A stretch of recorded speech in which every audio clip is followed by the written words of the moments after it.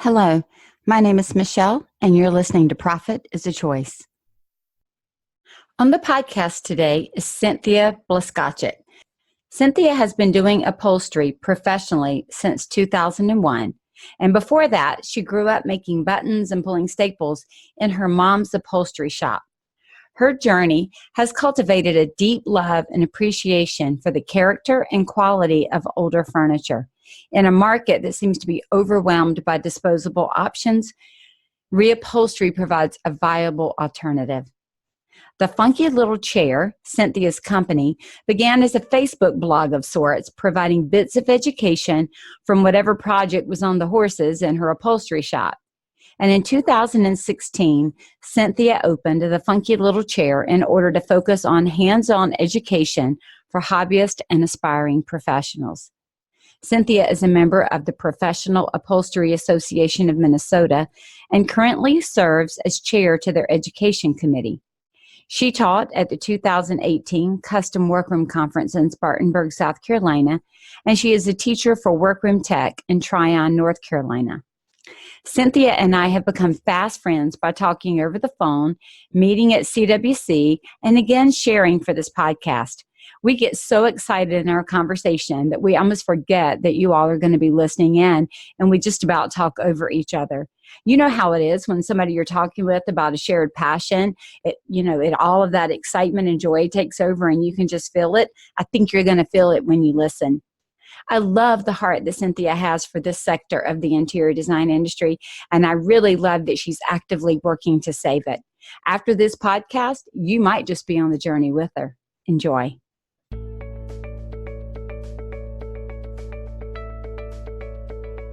Every day, empowered entrepreneurs are taking ownership of their company financial health and enjoying the rewards of reduced stress and more creativity. With my background as a financial software developer, owner of multiple businesses in the interior design industry, educator, and speaker, I coach women in the interior design industry to increase their profits, regain ownership of their bottom line, and to have fun again in their business. Welcome to Profit is a Choice. Hey, Cynthia, thanks so much for joining us on the podcast today. Absolutely. Thanks for having me, Michelle. It's my pleasure. So, Cynthia, I would love for you, I've read your bio already, but I want to hear from you. So tell everybody a little bit about the business that you have today, but maybe start with where you started, because I know they're not the same, right? They are not the same, and I'll try and kind of keep this in a nutshell, but I have a shop in Minneapolis that's called the Funky Little Chair, which focuses on hands-on upholstery education. And I started, it's been kind of a meandering path. I did start really just as a craftsperson. My mom was self-employed, so I started learning as a child in her shop. And then after I graduated from college, it's like, oh, you know what? Actually, this is an opportunity to work hands-on and in a creative field and sustainability. And so I really set out just to be a professional. But then you ran into a couple things that the market didn't really even know what you were, what you did. So I found that as I was doing my work, you're educating your own client and you're talking to them about what professional upholstery is. And then that evolved really into teaching, which I initially did through a couple of other shops. I did work with my local community ed. I talked to a couple of schools. And so we started with local hobbyist level education, which was great. People who just want to do their own little stuff for fun. It was a great opportunity to get them in the shop and have them appreciate the complexity and the challenge and the artistry of upholstery.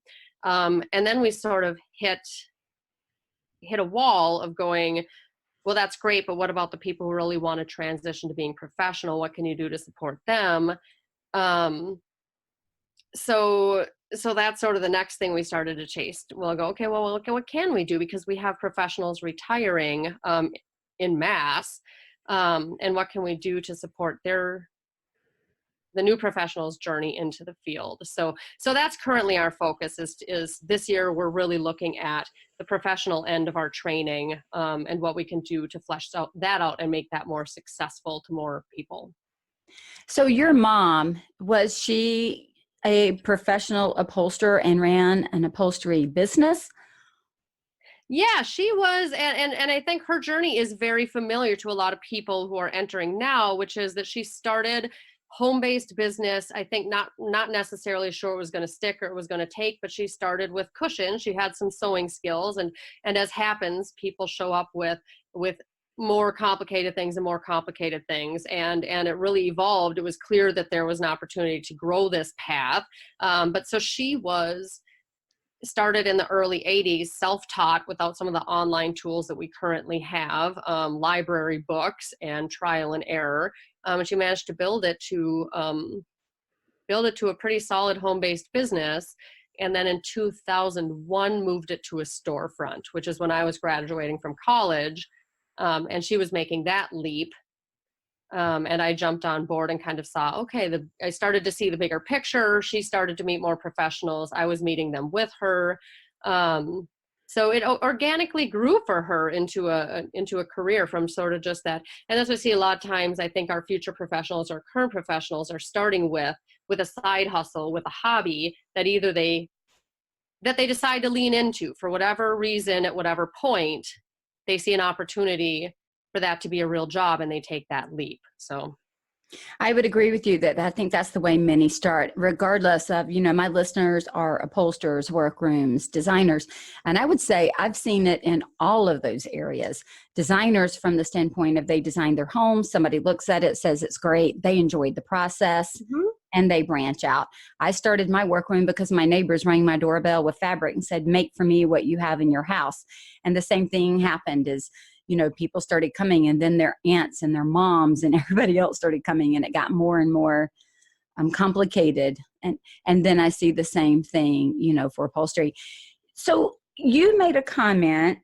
I have a list of questions I keep writing as you're talking about. You came in right out of college. You looked at what your mother had created, and you're right. The resources were not available back then the same way they are now. I started my drapery workroom in 2000, and I would say that even then, the resources are not near what they are now. I had a little bit more with regard to the internet, but we still did a lot of library books, the Singer books. Oh, We did have the CHF, the school, but I didn't even know about it it took me 3 years to even find a professional organization for what I did. So I worked for a good solid 3 years without knowing another person who did what I did, okay. which was very, very isolating. And I know that there are many like that who maybe aren't as connected. But you said something that struck me. You said, I came in and wanted to do it professionally. How would you define being a professional upholsterer or professional business? Where do you think the line is that separates hobbyist from professional? Because I think some people can get muddy. How would you define that I'm making a switch from one to the other? What have you seen? Well, and that's such an interesting question, and it's such a massively gray area. And I guess I've seen, and I'm okay with. I think it's a good thing. I think there's really a whole gray scale there, and because we teach and we work with people who are at all different sort of parts of their journey. We have people who it's just completely a hobby. They want to work on their own stuff. They want to pay for their materials. They just want to isolate it over there, and that's fine. Then you have people who are perhaps a lot of people doing it as some sort of a supplemental income. They're selling through consignment, or they're doing for their small group of people, or they're doing just a very small menu of services. They're not going to do everything you send them, but they enjoy doing loose cushions. They'll do little accent chairs. They'll do that. Um, and then there's that, and then there's a tipping point to really going, is this enough for me to leave if I have a full-time job? Is it enough for me? Can I make this leap? Can I leave that safety net and generate enough revenue? And that leap is very, very tricky in upholstery. I'm sure it is in window treatments too. But I think the definition of professional is quite broad, but I always feel like the difference is the second you open yourself up to strangers and you have to work according to other people's standards and not sort of doing for yourself and going, yeah, that's good enough. I had fun. I'm okay with that. And I mean, even me, like if I do stuff for myself, I may occasionally go, you know what, I can enjoy that without bottom cloth on there. I'm just going to go ahead and put it. But you don't do that as a professional. You make sure that that goes out professional at every level to the best of your ability. And you see, I mean, I certainly understand why, as an educator, some people really lean into it and other people make a very conscious decision to go, trying to turn this into a profession is going to wreck everything that I liked about it in the first place, and I don't really want to do that. And I think that's okay too, and reassuring people that it's not the same thing as a profession as it was when you were a hobbyist. And I did some soul searching on that too, to go, just, you know, just because I kind of enjoyed doing a piece of furniture here and there, that doesn't necessarily mean that it's going to translate to a career, and I have to let certain things go. And I'm really glad I did it. I am really happy with that career choice in my life. But I'm glad I didn't kind of have the idea that, oh, it's just like a hobby, except you get paid, because if you get paid, it's not a hobby. You can't approach it like a hobby. I would agree. And that's why I said it gets kind of muddy between there, the grayscale that you called it. And from my experience, it's been quite similar in that when I first started, I don't know that I would have considered mine a hobby, but I wouldn't have considered it a business. It was just gray in general. What it was for me was a neighbor showed up unsolicited with a bolt of fabric and said, I'll pay you. So to me, it was a money-making enterprise, but I didn't have a mindset for profitability. I didn't have a mindset for profession. I take that back. I had a mindset for a professional product, but not professional processes and systems that I would say are sustaining for a business. And so in my journey, I wanted the product to be as professionally done to industry standards as I could make it. From the very first thing I made, I scoured books to find out what is the professional way to do this. Because I had only sewn for myself up until that point. And so I really wanted to make sure when it went out into somebody's home that it was the absolute best I knew. I'm a perfectionist anyway. I needed it to go out that way. But what I didn't do at the time was think about the overall profitability. I thought about being paid for the job, but not the profits for a company, not the sustainability for a company, not how am I going to run this or what should I put in place. And that's what I see a lot of when it becomes a side hustle. They do it because they love it, which I did. And then it does get weird on what makes it a business versus a hobby. And can I charge, and do I have the confidence to charge? And all of that's necessary to truly turn it into a profession. And you would probably agree, you can still be a professional and still run it as a business and have it as a side hustle. It doesn't have to be your full-time income to be a professional business. It can be a part-time business. But professionalism, I think, has to do with the standards with which we fabricate or design and put our offering out into the marketplace. And I think professionalism has to do with how we run the company for profitability and sustainability so that we can be there the next time. Would you agree with that? Yeah, I'm trying to absorb all that and sort of formulate and it's so like it is the leap into saying this is a full-time thing, it's a career, whatever. That's so challenging that I think there has to be kind of the middle ground, the stair step. Yeah, and if someone shows up in my shop and they've never done anything and they're like, I really want to do this as a career, I'm like, oh honey, give it 5 years. Like, what about from here till then? If you can start structuring it as a well-structured side hustle, that is a fantastic place to start. And you start laying the groundwork of your client base and your best practices and your reputation. And I guess it maybe no, go ahead. Oh, I was just going to say, as you were saying, like, even when I was doing for the neighbors, I'm a perfectionist, and it was really important to me that it be professional standards. And I agree. In the second you're doing for other people, but one of the tough things in upholstery that I find is sometimes I have students and they're struggling with something and they want it so much. They want it so much to be everything be completely professional. And you have to be frank with them and say, what you're struggling against right now is not something you don't know, or it's not your low standards. It's just the absence of experience. Like there's just no way around the fact that the people who are good at upholstery are good at it because they've done a lot of it. So we kind of walk that gray area to go, I want you to have high standards, but I also want you to understand that the secret ingredient is practice and so much of it. And until you have that practice under your belt, if we could all just like want to be good at it and get there, Oh gosh, it would if only that was enough. yes, if that was enough. And it's so, so it's so hard to find that balance as an educator. I do want to encourage you to your best work. If you're out there selling your services, I want you to represent this profession with integrity. But I also want you to be patient with yourself and understand that 5 to 10 years from now, you're going to look back and you're going to look at how much you have grown. And even the projects that you're willing to take on at that point. And I think too, Cynthia, to all of that point or points, as I'm absorbing and thinking through this too. And by the way, I love these conversations. You know that, right? Ooh, I do too. So fun for me. But really thinking about, I think what happens, and I think about E-Myth, where it starts off, you're a baker, you bake pies, you're really great at baking pies, so you're going to open a bakery. And now what happens is you're not just baking pies, you're running the business and you're ordering all the materials, and somebody else has to bake the pies, and somebody's got to do customer service, and somebody's got to check out the client and all the other things.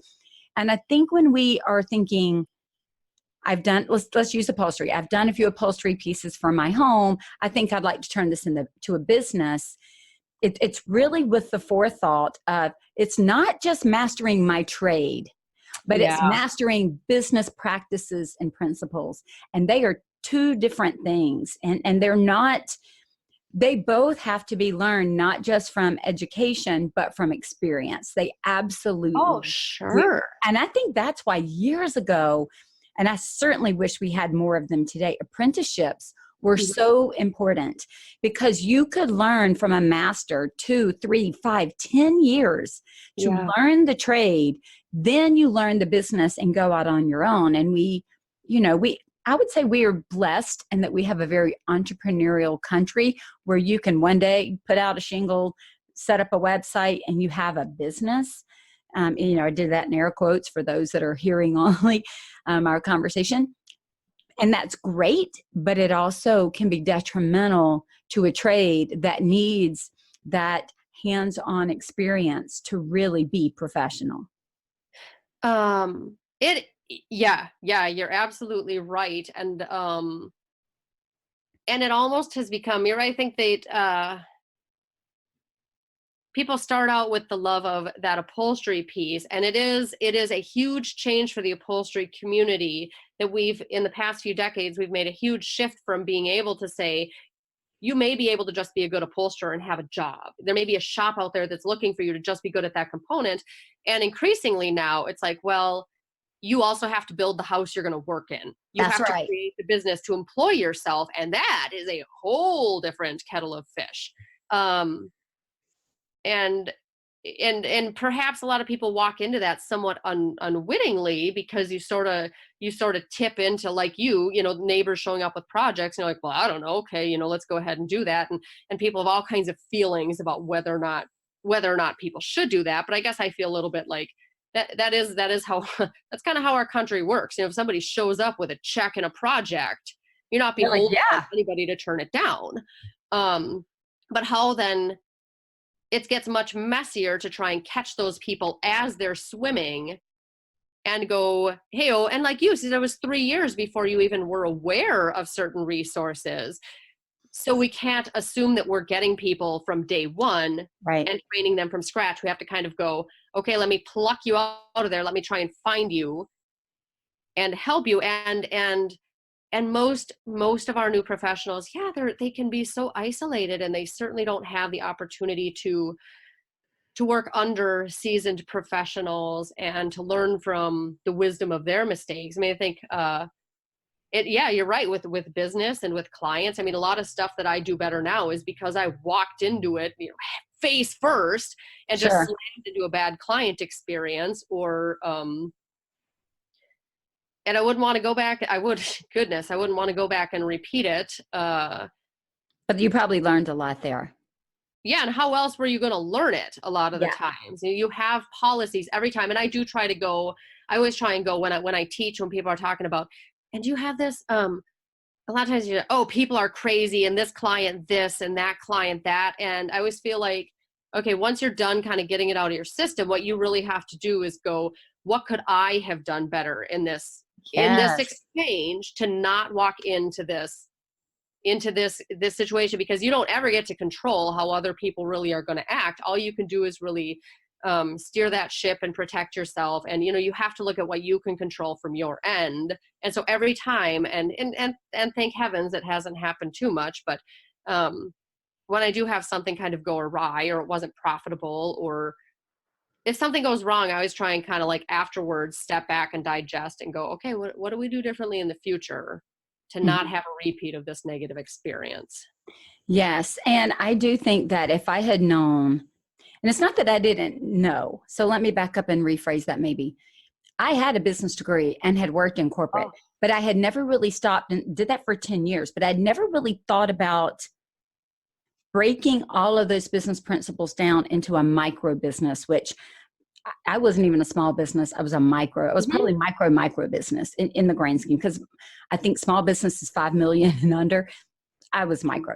Yeah. But I never even stopped and thought all that at the beginning. I was seeing something that I love to do. I had already considered it as a career or a job, if you will, prior to the doorbell ring. I just had not gone and asked anybody or said anything. I had actually just been praying over it. Okay. God, if this is something you want me to do, I'm willing to figure out how to do it. I was in a prayer mode of, should I be doing this? I've got little kids. Here's where we are. Is this something I could really turn into a business? So I was still in my head discovery, time. So when they rang the doorbell, I saw it as the opportunity for what I'd been praying for, thinking about, and just had not even stepped out to go do yet. So that was one of the reasons I said yes, or, among the a lot of the reasons. However, I think if I had known on that day every single thing that it was going to take for me to truly be a professional drapery workroom and do soft furnishings for the home, like everything, I probably would have taken a step back and shut the door and told him to just come back for bunko. You know what I mean? I might not have done it. It would have been too daunting. And that's what I see, because I didn't know professional standard. I didn't know any of that. I knew how to sew for me. To your point, I knew how to sew to a standard that I was okay with, but was it a standard other people would be okay with? And so I think and I see this with a lot of people that I coach, sometimes not knowing is better, as long as you're open to discovering and working on it as you move forward. Right. I think that's the difference. Not saying the way I started is the way I'm going to end. It's saying, I don't know what I don't know, but I'm willing to learn as I go and implement good practices along the way, that openness to discovery for your trade and for the business. Because I really think I'd probably shut myself down if I had known the road that I was going to travel for a few years there. I think it would have felt like a gut punch. I think I'm there with you, and I've done some reflecting of because when I started, I thought, okay, so now I'm a member of, our state does have a professional association, which as far as we can tell is the only state, which is crazy. Can we agree that's just crazy? Wow. Crazy that it doesn't happen everywhere else, and beautifully crazy that it's in your state. It is beautifully crazy. It has changed the entire trajectory of my business models, my journey, my mindset. But you go to these meetings and you look around and everybody is 30 years older than you, and you're like, so when I started, I was like, well, this is going to be kind of great to be in my age group and to be good at upholstery. But what I was thinking was, when a good job opportunity opens up, I will be qualified. I will be so self-employment was nowhere on my radar.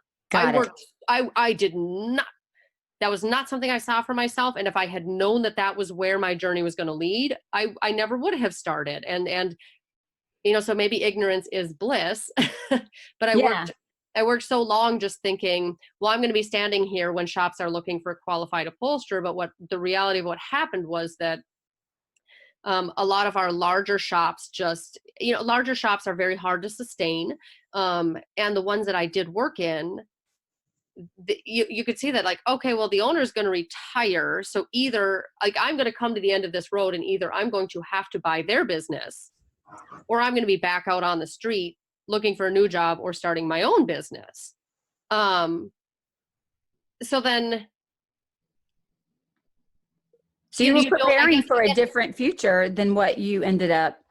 I mean, you were really looking to perfect the trade so that you would be ready when the time came for you to step into one of those positions for somebody else.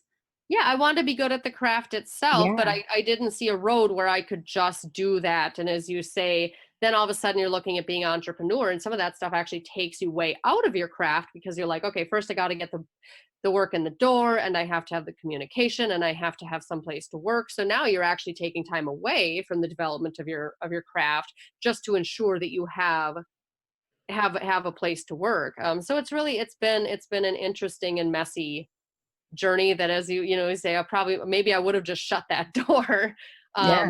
I don't know, starting out, if I had known what I know now, if I would have just gone, that's nice, you guys have fun with that, I'm going to go over here and do a different career. But I think knowing that I would be where I am today, I would have done it. But knowing some of the journey to get me here without seeing my today, that would have given me, you know what I mean? Sure. Only seeing a few years would have been very different than seeing the whole. I mean, I'm moving into my 20th year of business for myself. And so moving into that and seeing it is pretty. I started in January of 2000, and we're moving in this. Yes, congratulations. And so, well, you know what I think? I think if I had my 21-year-old or my 22-year-old self, like, and I'm super happy now that I took the journey that I did. Yes. But I think my 22-year-old self didn't believe I was capable of taking certain risks and being like,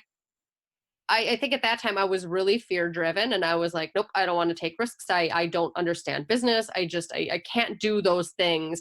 And I couldn't even imagine a self where I would have enjoyed the career that I currently have, which I do enjoy. And I'm super glad that I took risks and that I evolved. But I think my 22-year-old self would have been like, oh, you're never going to be the person who can do that. So I think that's very true for me as well. And I just had Diane Preston on the show. And one of the things that she talks about in the podcast is that she didn't even know that the opportunity was there. She didn't even know what could be. Mm-hmm. And, one of the whole reasons that we had her on the podcast, she has a salary of over 6 figures as pretty much a one-person drapery workroom, wholesale only, with some part-time help here and there, and has sustained it for years. Good for her. Right? Yeah. And that's not something that we hear and see a lot. And so we don't even know that it's possible. I did not know. I was sharing with somebody the other day. I didn't even know. I graduated college in '89. And the whole entrepreneurial track was not even really out there. It was about, you go to work for corporate, and that's what you do until you don't. It was corporate or stay-at-home mom were kind of the options that I saw in front of me. Not saying that's all there were, it's what I saw.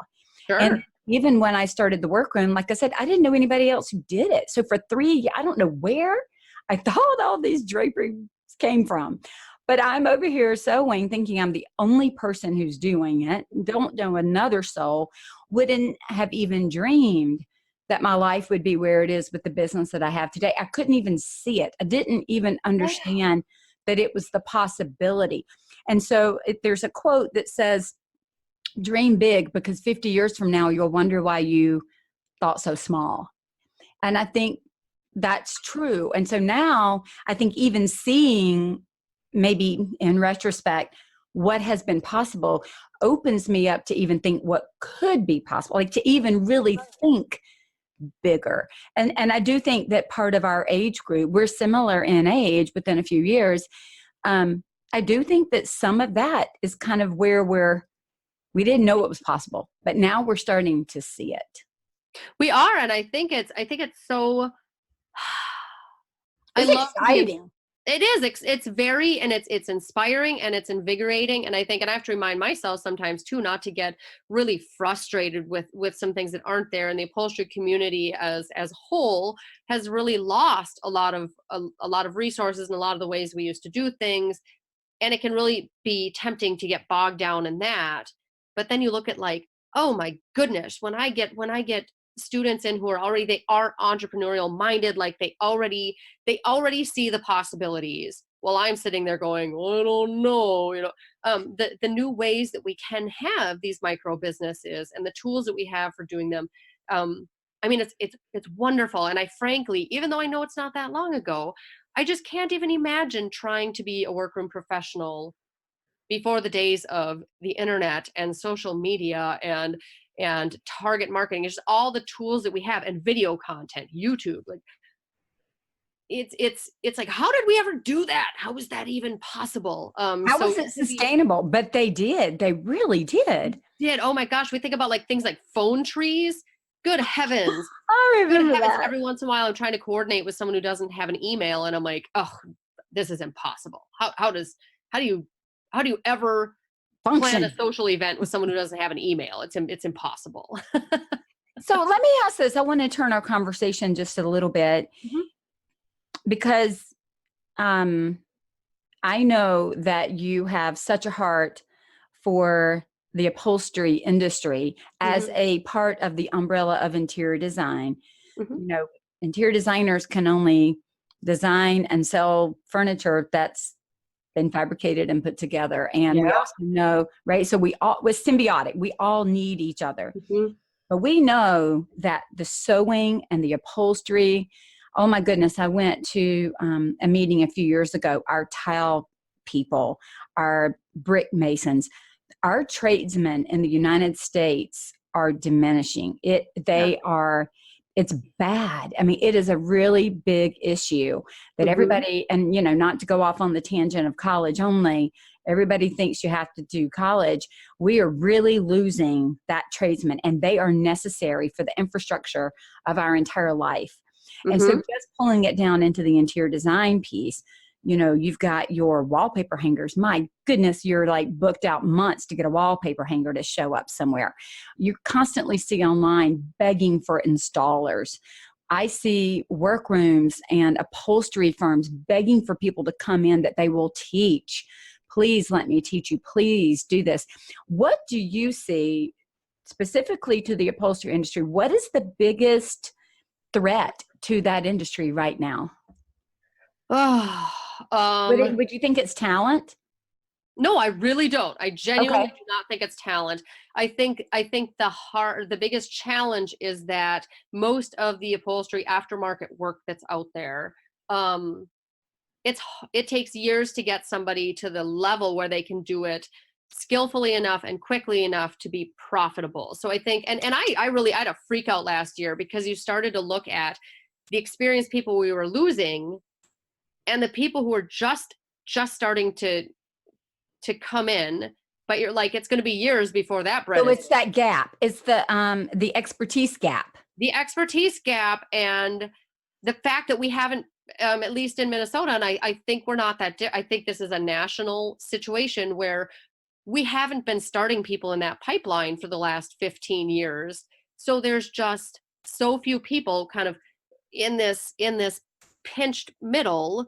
In my age group, there's so few people who are working at that professional level, and there isn't. And I like Rochelle talked about, my business was unscalable because there was nobody else around to hire. So it um is talent from having the pipeline full of talent and an well, expertise and gap to maybe some degree. when I think talent, I think somebody with the potential in the I'm not taking, yeah, and I'm not talking about potential or ability. I'm actually talking about talent in the industry already. talent in the you're right, it is really slim Okay. pickings. And the people who are um and most of them are unhireable, because if you have the talent and the experience, you're either self-employed or you're on your way out. Right. You're not standing around. Yeah, it's just And it's I would going to, say the drapery workroom has suffered with that too. That's why we've had big initiatives in the WCAA and a lot of other organizations to bring in the younger people, the younger yes. seamstresses and sewers, and teach them, because our school systems no longer teach a lot of the trades. Again, they don't Right. teach home ec. They don't maybe sometimes explore the opportunities of working for yourself in that kind of a way. Not at all. And it's just so funny. And I look at like the drop of trades training, and you go, we all are living in houses. We're driving cars. Who did we think was going to take care of all these things? And you can't exactly outsource those sorts of things overseas. Like, Right. you have to have local skilled hands-on talent. And we've done so much to villainize those positions, or at least Yes. make them like a lesser choice. And who Yes. comes and takes upholstery half the time with us is accountants and office people, and people with these very the corporate desk jobs. They were, and I'm sure they love them and they're good at them, but you can see that that doesn't feed our whole soul. And they in fact are like, oh gosh, I just really would love to work with my hands, and that's so neat that you can do that. Yes. um but Cynthia, both my sons are in the construction industry. oh, very good. They actually are. My oldest has already gone to college and has a degree in construction and a degree in finance, and he works in the office part of a commercial construction company. Okay.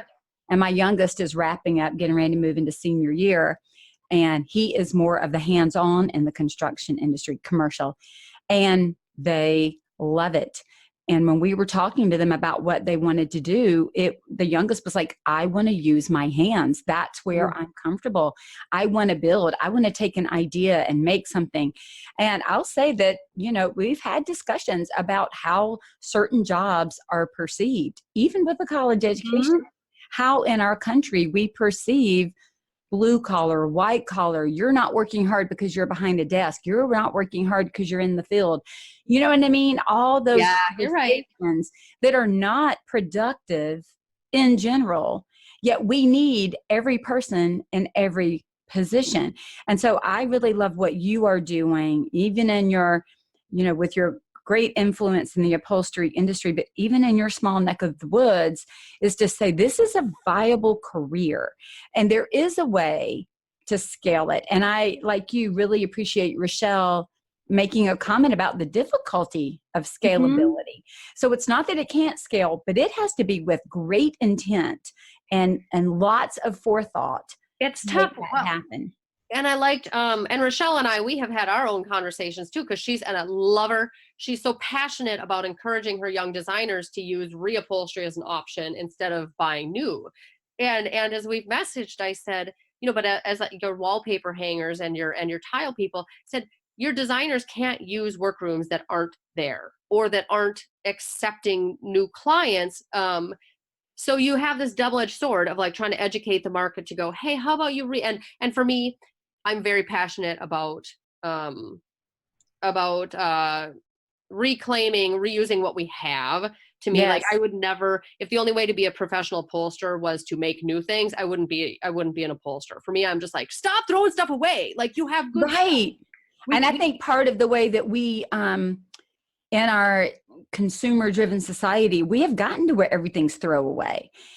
We have, and it's so frustrating, especially when you see older things that are replaced with newer things of lesser quality. But again, you can't blame consumers. Consumers can't use shops that aren't there or that they can't find because they're very invisible, or the shop that really has to make the intelligent choice to scale way down and be real quiet because they can't scale. They don't have skilled people to hire.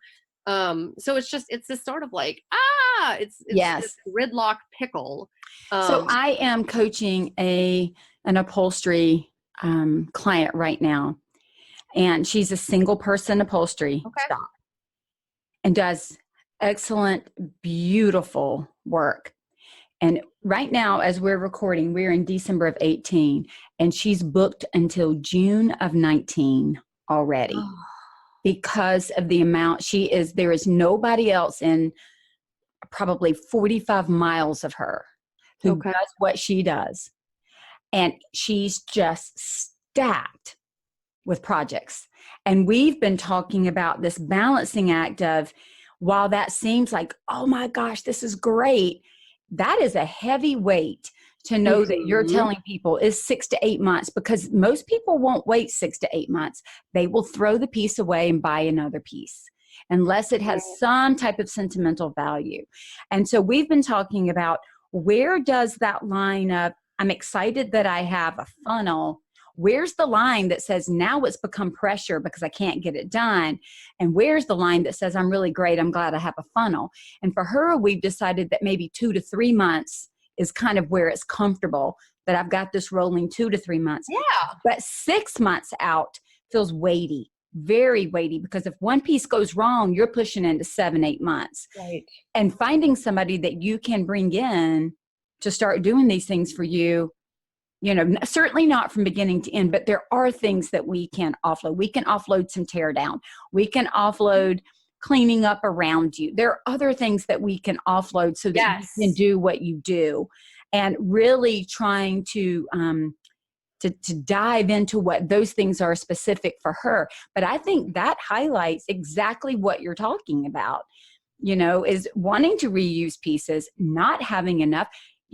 She's at a point now, it's like, why would we even market? She can't Mhm. even, Mhm. she is struggling to keep up day after day. And we also know, Cynthia, especially with upholstery, workroom as well to some degree, but upholstery is so hard on the body.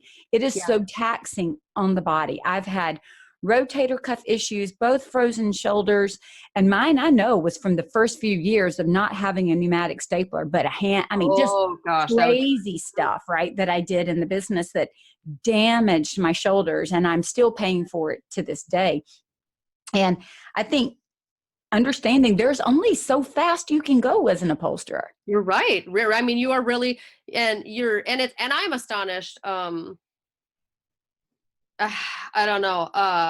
Sorry, I gotta collect my thoughts. Well, and our young professionals, and we do like credit where credit is due. We have some talented people who have figured out how to come in Yes. without the support and resources that they, would have liked to have. They are coming in, they're finding ways, but then they go so quickly. And I think, because you're kind of like doody doody do, ignorance is bliss. You walk in, they go so quickly from working their butt off to build their little business. And then all of a sudden they have the opposite problem. All of a sudden now they have a 6 to 9 month wait list and no way to delegate, nobody to hire. So now you've flipped into a different issue Yes. entirely. And was it your podcast? Somebody talked recently about, if you are going to hire an employee, you have to be in, oh yes, it was you. It was you. You have to be intentional about what they're going to do, and you have to carve Yes. out time to train them. And that's hard to do if your business is on fire and you're on fire and your phone's ringing off the hook and people are still trying to shove requests for quote under your door. It's very Yes. hard for that business in that moment to take a step back and go, whoa, whoa, whoa, whoa. I, Mm-hmm. I need a better plan. Everybody just give me a minute to Take collect a my. breath and let me collect. Right. Yeah, I mean, it's really And then the hard. pressure of all of that, I think, leads to mistakes. It leads, it can really lead to, we don't work as fast or as efficiently. Maybe we cut corners to try to get a piece done so that we're not making everybody wait because of the external pressures of, I need it by Thanksgiving, I need it by Christmas, I need it by graduation. I mean, Well, there's always some of it. one huge thing I think that happens is, and I appreciate it now in a way that when I was brand new, I didn't. Somebody would come in and they're like, "Oh, I called 6 upholstery shops. Nobody even answered the phone. Nobody replied." And you're like, and that client, like that negative experience just represented not just those shops, but really the reupholstery experience. But then you understand, when you have a 6 to 9 month backlog and emails are still coming in and you're just trying to like put your head down and work, you understand very, so it leads to burnout, right? It leads to burnout and overwhelm, and so you certainly understand why shops get there and why that happens, and why so many of our shops, you can't find them if you don't know them and you Yes. don't have a referral connection to them. So our instructors now, actually, she started as a student, now she's an instructor, but Lindsay, of A Chick in a Chair, she's in an area where I know there's 3 other professionals right in her neck of the woods. But when she popped on Facebook and was all lovely and bubbly and visible and whatever, the clients she was attracting were saying, I'm so excited that you're here. I can't find any upholsterers. There's no upholsterers around. And I was like, oh, they are. They're right next door to you. But because they're marketing in a different way, or they're not necessarily trying to attract a bunch of new strangers, they're invisible. They're essentially Right. visible. And that's probably a smart move for them. Right. I would say there are a lot of workrooms that are the same. I know that there are, we call them the underground workrooms, Yeah. and it's not that they're underground. We don't know about them. I have been on the board of WCAA. I just rolled off this year. I've been on for 9 years, and I still am finding people within 1, 2, 3 miles of my house. And I owned a business in that industry for 16 years and did not even know these people existed. And they start showing up, or I go somewhere, have people like put out all their cards. And I'm like, there are 4 people within a 2-mile radius that are working quietly in their Isn't that workrooms. crazy? It's crazy to me. I mean, and I'm glad for them to have the business. That's not the crazy part. The crazy part is that we're not all as connected as we Yeah. can to support each other, to raise everything. Question for you then. So given the landscape of what we're seeing with our trades, and then specifically within the upholstery industry, some of the, I would say, challenges that we've talked about, the years to be really professional at the fabrication trade piece, Mm-hmm. the issues that we have with throwaway furniture, which, let's be honest, some of the junk that's out there needs to be thrown away. But the old stuff is really good. I told Rochelle, I am like picking up old stuff off the road and having it reworked. I've got my great grandmother's chairs. Those pieces are sturdy. They are heavy. They are amazing. They're hardwood based. Right. Given just the changes of all of it, and your experience as an educator, what can we do are there things that we can do to create some shifts and some disruption from maybe an industry that is becoming difficult to maintain, but so needed? So needed. And to your, you talked earlier about, like, I couldn't even imagine the market that's out there. Like, I was just kind of here, and that keeps happening to me, to go like, oh my gosh, there's so much more there than I even thought. And there's a lot of work that we're missing that most of our small shops aren't even trying to compete for. And the only thing I can figure out, and there's a limit to what you can do. I think Yes. the only thing I can figure out is to at least try to inspire a spirit of, we got to start finding each other and working together. Like, we got to get off our little islands and try and find opportunities to link up and support one another, and this is very much a shift, a generational shift, I think, in our upholstery community, to go, just because they do the same thing doesn't necessarily make them your competitor.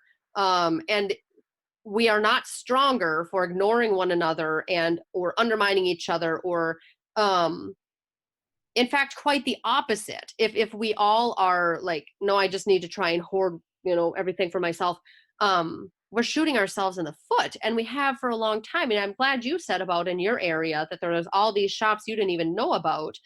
I happen to live in an urban area where there is the density of shops is very high. And yet our problem is not that we're running out of work. Our problem is not that, like, oh, there's not enough work to go around. There's enough work to go around. And a lot of our shops turn down big jobs because they don't necessarily have the staff to bid. Like, recent example, found out our state capital sent a whole giant year's worth of work out of state because none of our shops could figure out how to bid it, because they're like, it would shut down my pipeline. Yeah. So you're like, Wow. we have a ton of shops, but we still Can't even keep the work local there. we can't. So, Well, I mean, with the current model, of course. and sometimes all you can do is model the change that you think is necessary. And that's what we're kind of trying to do, is to go, hey, look, like, we're all supporting one another. We're not, Like I want, There's a time to collaborate and a time to compete. And I think we've lost the time to collaborate and to recognize that, no, I couldn't bid on this alone, but what if we could bid on it together? there's so many ways, there's so many benefits to, and again, I'm lucky that I live in a state where we have some sense of collaboration and engagement. And I mean, the benefits are too numerous to count, even to be able to go. There's a lot of stuff that I just get off my desk by referring out to, you know what, I don't do traditional, but I can send you someplace that does. And you know what, I don't do that, but I can send you someplace that does. So that I can continue to cull my workload down to the things I really want to do. I want to do well. And my teaching space is, I make an effort to go, if you're here, I'm going to do everything I can to support your professional success. And my brother was like, well, I'll be curious to see how that works out for you in a few years as you're essentially training your competition. Like, but your competition is also your support network. And so if Yes. Lindsay's there, she's tagging her business. If Amy's there, she's tagging her business. If we have students in there, we're tagging their businesses, and we're trying to, But then you are really seen as a resource in your community. And like you said, there is enough work. Even when I had the workroom, if there were things that came in that I either didn't want to do, thought that I didn't have the specialized skill to do, whatever, just was too busy. Sometimes I would hire another one of my WCAA members and bring them into my workroom and pay them to work alongside me. Sometimes I just sent it out to them and paid them to do it. There were so many other ways to get the job done, and it meant I wasn't the one who had to do it. But I had to think past being in control. We started the conversation minutes ago about control.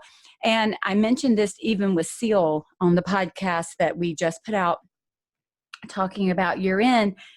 But it's really about understanding the difference between controlling something and managing something. I can't control a lot, but I can manage a lot. And knowing that managing's okay. I don't have to be in control of it all. And that's a big deal for a type A maximizer kind of gal like me, is knowing that there is a lot of relief and growth opportunity in not having to control it. That has allowed me, at this point, I have, I think, 10 subcontractors that work for my business. Okay. 10. And the only way that I can do that is I'm handing them pieces. Now I have approval, but I am just I'm at the point. I've hired a new executive assistant and she's fabulous. And it was so funny. So now everything I'm sending her, she's like, just like rocking it and doing it. And I'm like, okay, this is addictive. And so everything I'm looking at now, I think, am I the one who has to do this, or can somebody else do it? How can I hand it off? What do I need to put in place to hand it off? So it's challenged me to look at everything I do and hand it off, so that, again, to your point, I do the pieces that I need to do. I do the pieces that are, as Clockwork would say, my queen bee role, those things that are my superpower that only Michelle can do. And a lot of that comes with recognizing the things that I can do but don't have to do.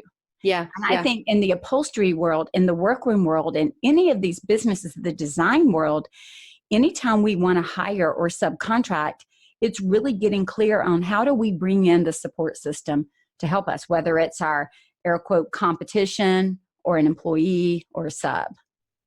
And the whole sub, so are you familiar with, I got to do some more reading on the gig economy, as they call it. So less traditional, like 40-hour employment relationships, and more flexible as needed employment relationships. So kind of like self-employment with a safety net, right? And what you're describing with your, you have, and most shops, your workflow isn't like this. Correct. Right?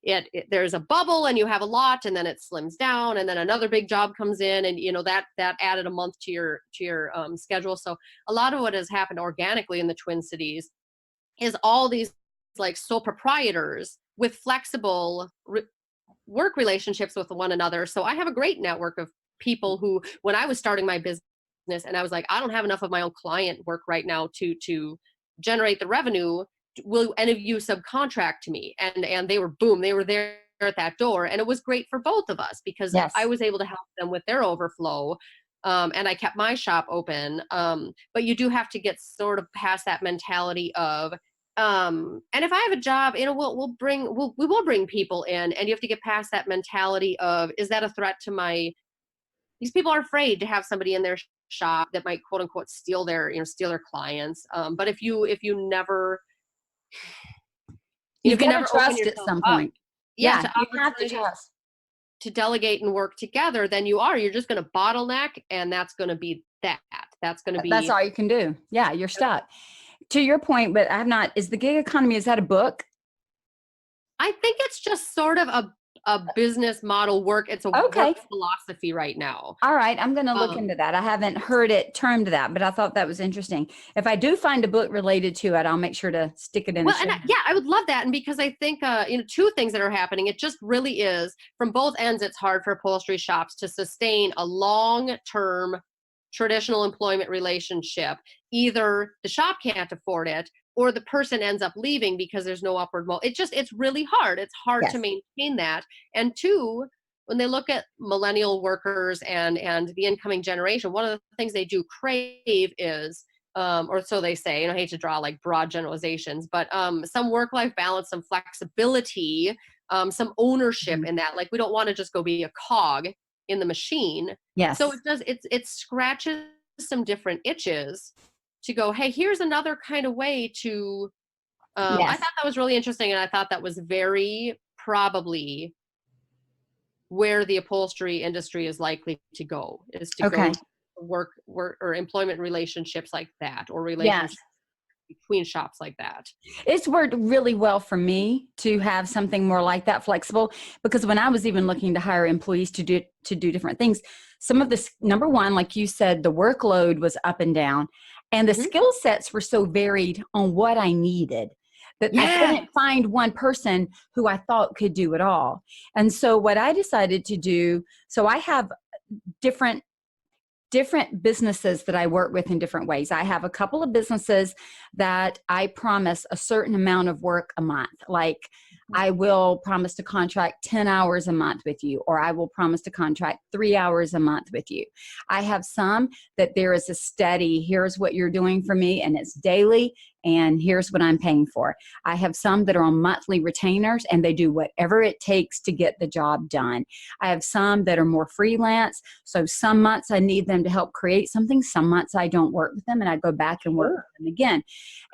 And that they all, now that I think about it, I would say a good portion of them are millennials, and they all own their own companies. And I work with them. And the thing that I have learned that it's made me do better, Cynthia, that I had not done, was back to that word manage. So and for example, if there were things that I wanted to do in and of myself, I could just get up and go do them. But when I am subcontracting to somebody and giving it to them, they've now got to fit it into their schedule, which makes me have to back up what I need to say, I need this in 2 weeks, or I need this in 3 weeks, so that they have time to prepare. It's not, in some cases, that quick 1 minute turnaround that I can do. Right. And I've had to learn to manage that, because the initial thought, whether you're a coach or an upholstery worker, is, well, let me just do it myself. I can do it faster and get it done. And the truth of the matter is, yes, you probably could in that moment, but at the expense of what other 10 things. Right. And so it has been a shift, even though I know it, it may look different in every company, I guess, is what I'm also trying to say. To your point, what you sub, what you bring in, how you work with the others. I also have a podcast coming out with Renee Carmen, and it is about the co-op. And what she talks about is having co-ops in her area that all work together. She has a co-op of like 5 designers that work in a shared space. And it is she's in the Northeast. Brilliant. It's brilliant. It's beautiful. Well, and it is supportive. And that's the kind of thing that you're doing on the upholstery side in your area. We're trying. And you see that it's better for everybody, because one of the challenges to be like your young upholsterer you're talking about, or I assumed they were young, who's so far out, it's hard to clear the physical overhead of an upholstery space by yourself. Okay. And you can find, and there was an upholstery co-op in the Twin Cities that disbanded shortly before I was getting ready to kind of fly the nest. And I was so bummed because to me, I was like, that's my perfect next step is if I can be in a co-op and then I'm self-employed, but I'm not carrying the whole burden on my own two shoulders. Um, and like you It talked makes about me with think of like hairdressing salons. We have a lot of them here. absolutely. And And you can you come in and you imagine? rent a space, you rent your booth, you do your thing, and it's all a shared overhead And opportunity. imagine what that industry would look like if every hairdresser was like, I'm not They had willing to to have a work alongside space. my competition. I'm going to have my own space. How much that would change that entire market. Industry. Yes. And Um, imagine what those prices would be. Because to your point, and when we're talking profitability, if it is that difficult for a one person upholstery shop to handle all of the overhead and the salary and the profits to be able to grow, imagine what it would cost like for a hairdresser if every yeah. single one had to have a building, which is kind of what we're asking for with the current model. So tell us a little bit about what you're doing right now with the Funky Little Chair and some of your initiatives. First, though, you got to tell us, where did you come up with the name The Funky Little Chair? Because I love that. Well, I'm glad. I'm glad it started as It's catchy. so the Funky Little Chair initially was just a Facebook group. I was teaching in Minneapolis in a shared space with a woodworker, and people would come and they'd take one class and then they kind of disappear, which of course is not any way to learn upholstery. So I was kind of like, I feel like we just need a way to continue to engage in conversation with our students so that they do kind of keep that in their mind, and we can encourage them maybe to have a more ongoing relationship with education, not a one and done, like come back to us when you're ready to kind of have another bite at that, and also to share one of the truths of especially custom residential upholstery is that every day is different. You just are always facing a new challenge, new textile, new piece of furniture. There's very little repetition, so it's like you can't put all that in a class, but maybe as you're working you can share it in other ways to just go, hey, today I had a really smarmy fabric, or this curved arm panel is really tricky. So Facebook gave us a really good opportunity to just give a little peek inside the job. Okay. So the Funky Little Chair seemed like phrases that were just coming in organically in student conversations. Oh my gosh, I just picked up the funkiest little chair. And I just want to do, like, I'm thinking like about a funky little chair that would maybe have this on the outside. And I also I like the double play on the word funky. Like sometimes when they drag it in, it's funky, and then it Yeah. goes out and it's funky. In a good way. Yeah. In a good way. And so it served us well in just sort of conveying. I do want our education at all levels to feel approachable and friendly and encouraging. And so that has worked well for us. It's especially worked well for us with our education for hobbyists. And we'll see how it goes. It was, sort of random good luck with the branding. However, as now we're trying to go, okay, but by the way, we do want to be supporting our professional um, field. Uh, we'll see how that branding ages with us, because it's been hard for us in the past couple years to communicate. The But by the way, professionalism. not Yeah. just for hobbyists, right? Right. We're Right. trying to take our promising people and go, how can I pull you up, and how can I get you there, and what can I do for you Yes. to hang in the game, because we need you to hang in the game. But yeah, And and it so, was how are funny. you? Tell us a little bit about what you do right now, because I think you have a very interesting model. So, yes, you're bringing in hobbyists, and yes, they can come in. If I understand correctly, Cynthia, you have certain scheduled educational times, but you also have like open studio times. Just bring your funky little chair and get help while you're here. Tell us a little bit about how you've structured some of that. Yeah, and this year is exploratory. We're just throwing all kinds of things at the wall to see what sticks, but the vast majority of our stuff is open workshop, because everybody's just at a different place in their journey. They are having different challenges. So the way we're trying to get people to use our shop is to go, when you get stuck, or when you want to be more proficient, or just whenever you need a safety net, whenever you need somebody to help you through that, bring it into an open workshop, and you have access to a professional support. So the vast majority of our stuff is just, it's open workshop of sort of varying, like our casual people, they're our weekend warriors. They just come in for 12 hours. They have a good time. They do something little. And if people are serious, then we try to move them into more like our advanced groups, where those people we want to see weekly, at least for a fixed period of time. And we're really trying to figure out what's hard is trying to come up with a menu of options that work for enough people to make it viable. You have, everybody's needs are so unique that we're struggling to kind of go, well, what do you put out there Yes. that works for enough of the market that we can continue to offer it. But we're trying to learn more about how we can modify our training, because, okay, when we had degree programs, they were 2,000 hours and up. The chances of us getting enough people in one location on the same schedule to do 2,000 hours together is slim to none. So we're trying to figure out, how do you get people to accomplish something meaningful when you're working with very limited hours? And it was a little funny at first.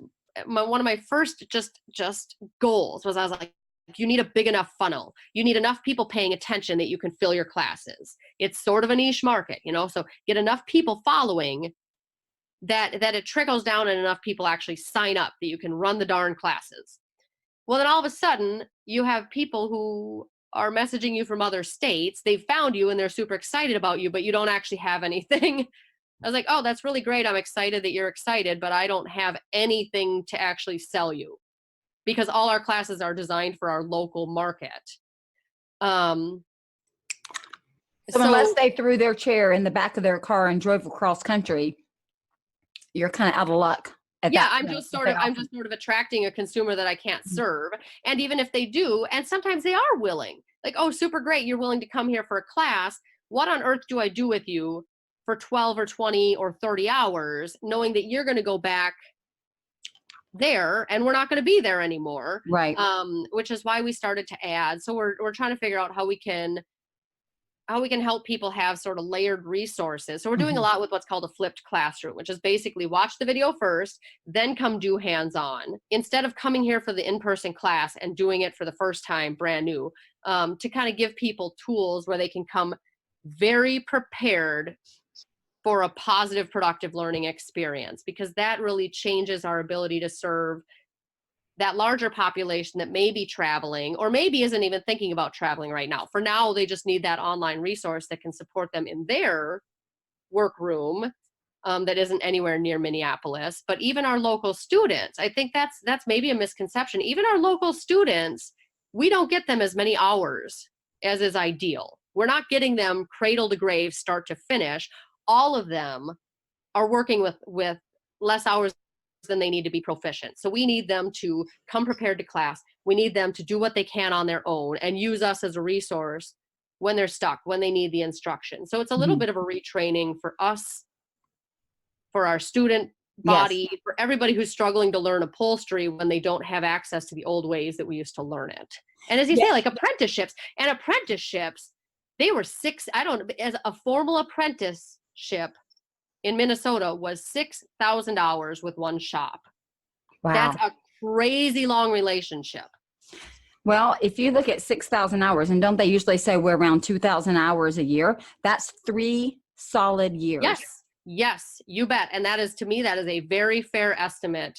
So it's hard to put up programming to go, well, if that's really if that's what you're trying to that's really what it takes, how in the world do I teach that on a part-time here and there basis? Yeah, how do you make a dent in that 6,000 hours that's needed? Right. To go from, I always talk about kind of that difference between knowledge and expertise. Knowledge is what you watch online, what you know, what you're aware of. Expertise is knowledge and action. And that's what takes so much time, is the knowledge and action. And I'll also say, having been a partner in CHF Academy for years, Hmm. and helping to run that. And then being involved in different conferences, what we hear on the workroom side all the time is, I need the more advanced classes. I need the more advanced classes. But when you push back and say, define the advanced class, nobody can define it.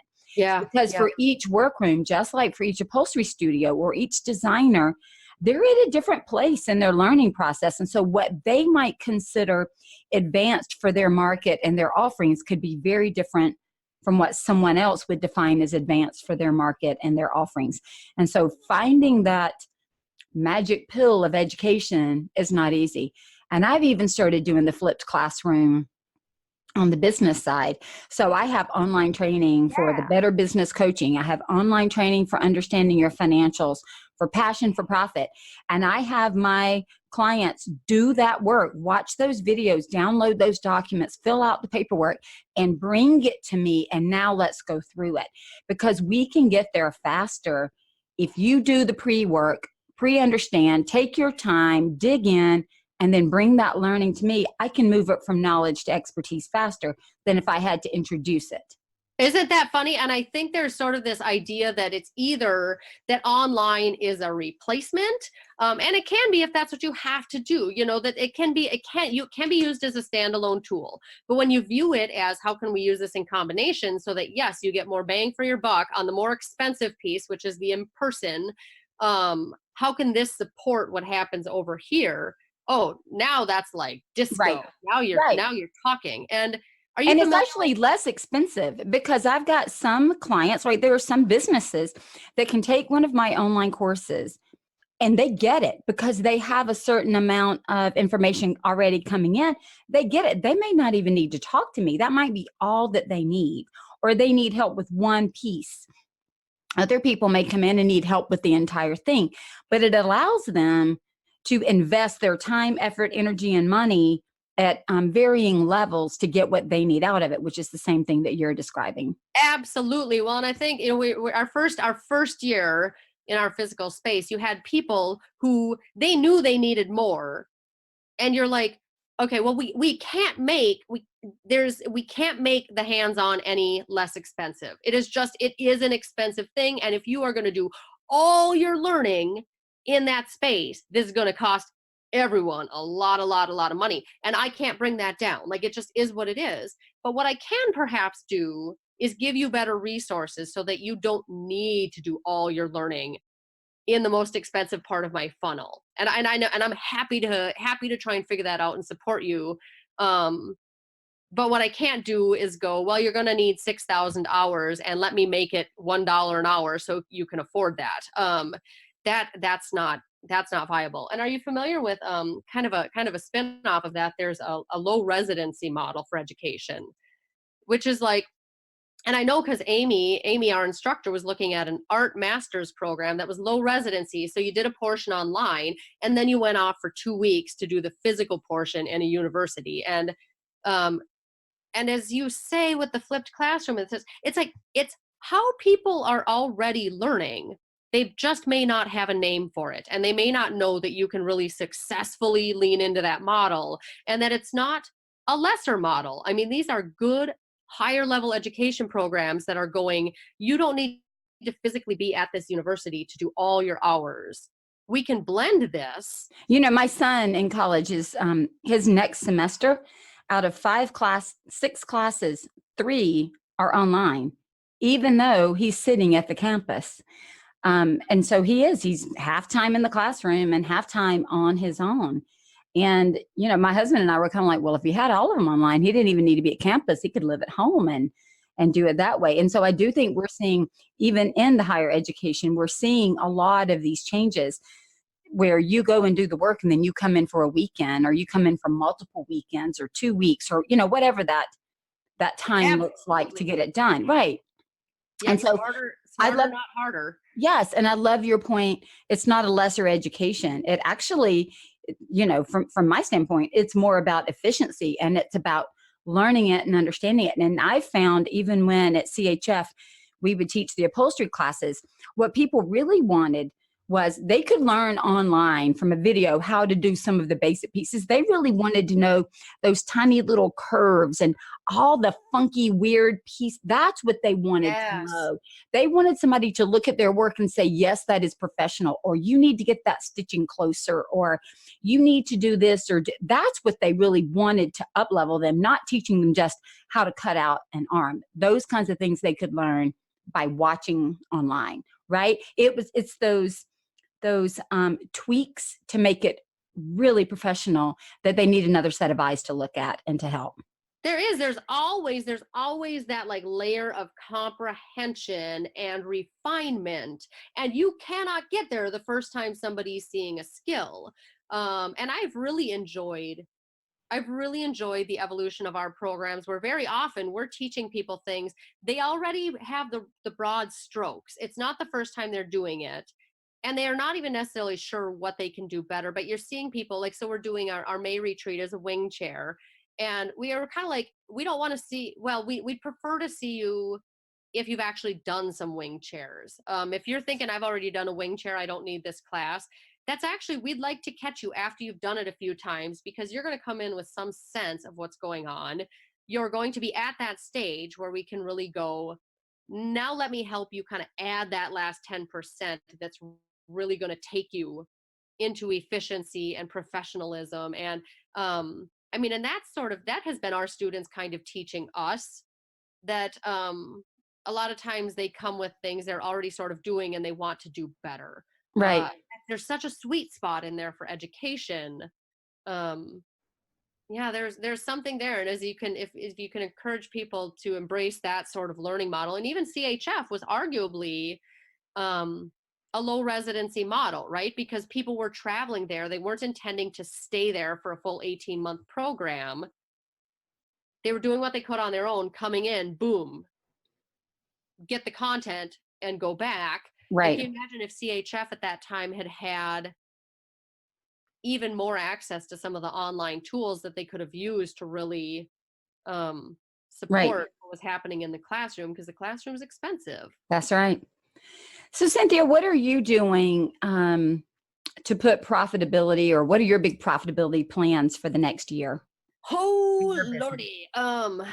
Yeah, my profitability plan. So this was for us our year of research to go, I don't know, I do see that there are bigger challenges, I see that there are unmet needs, we'd like to help, but I'm not sure how. So this was our year of really research and conversation, and trying to like um trying to learn better, trying to inspire more engagement. Janelle would call it playing golf. Like, you're out there having conversations and meeting people and just trying to see what Right. you can. So, but in the year ahead, and I've already started this work with, I do have a wonderful local business mentor through SCORE, of sorting through all the possibilities and trying to pick some paths to offer a more clear and sustainable menu of options and services. Because you have to go, like, at some point we have to go, we can't be everything to everybody. We're chasing a lot of squirrels, and wildly outside the scope of my original business plan, which was much much smaller and much tidier. It didn't feel like that when I made it. But so my goal for profitability for next year is really to kind of make my way back to focusing on, okay, but by the way, I have to be offering things that are sustainable for my business, and we can do profitably. So I have some decisions to make, and I'm gonna have to. Uh, it'll be good. I'm not particularly looking forward at it, because I want to try and do everything, and I want to try and help everybody, and you just can't. So hopefully we'll pick a few things that we feel like we can do well and get them structured accordingly, and start. I always frame my year from fall to Okay. spring. We're on kind of Mhm. an academic calendar, but so by fall of 2019, to hopefully have a better, clearer sense of what we're going to be doing next. I really appreciate what you are doing in that industry, and I appreciate that you are open. I appreciate that you played golf in 2018, and that And that you opened up the conversations with designers, with other upholsterers, with the drapery workrooms, with kind of those collateral businesses and opportunities, because there's so much synergies that we don't all have to be an island unto ourselves and build independently. We can also build together. And so I just appreciate you opening up the conversation, because the designers that are listening to the podcast now can have a different appreciation for their upholsterer and for the work that service is doing for them. Workrooms can understand if they offer upholstery, or if they have it, or they're thinking about it, how to collaborate. And so just even the conversations that you and Rochelle have brought to the podcast have been huge. The transparency that you've both shared about the difficulty in being super profitable as a one-person show. I used to always say, if in the workroom side, if I'm sewing, I'm not selling. And if I'm selling, I'm not sewing. And I can only do so much in a day. And at some point, I'm all about efficiency, and there are big discussions online in the last week. How long can you do this? And I know I can, like personally, I know I can hem 96 inches of a panel in 12 minutes. I know what it takes. Right now, I don't know if I could do that, since I haven't done it in about 3 years. But that was my time when I was doing it. But even then, I can only go so fast. I'm human. So even if I work to the edge of efficiency, that's it.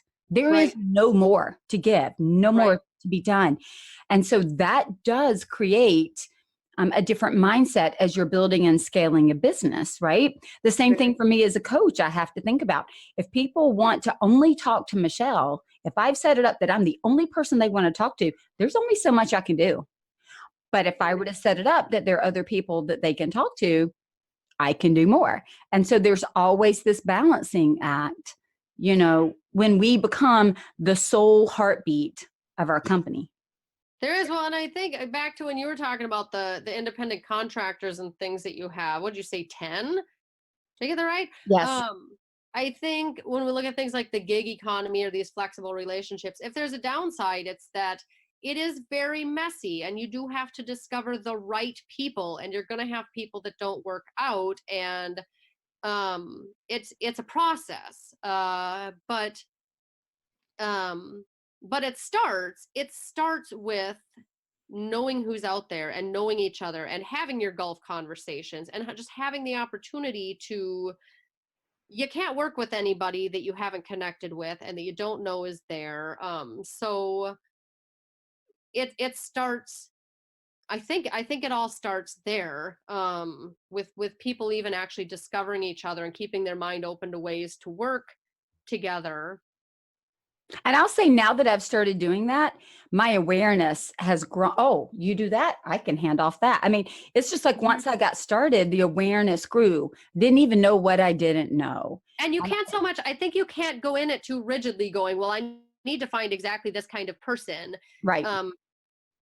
And my trajectory is very much gone. Like when I started out going, okay, we need to find some better strategic partners because I don't know what to do here.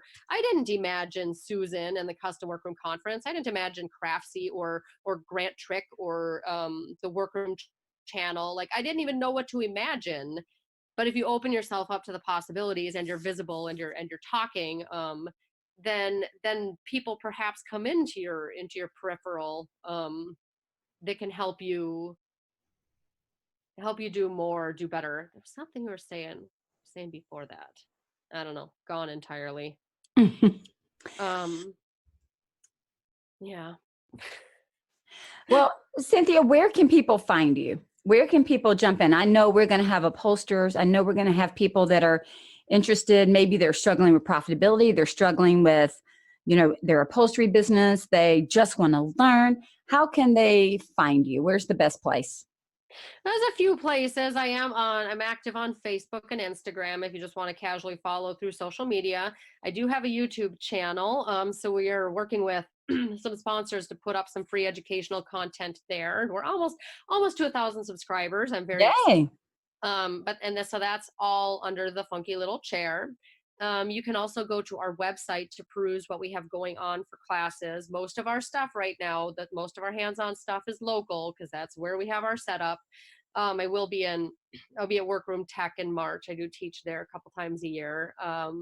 And from the website, you can sign up for our email list, which is really the best way to get, and I only email out once a month generally, so you're not going to get bombed, but that's usually where we put the snapshot of upcoming events, changes. I try to do a weekly blog. I'm not super great about being that regular, but you can subscribe to that as well.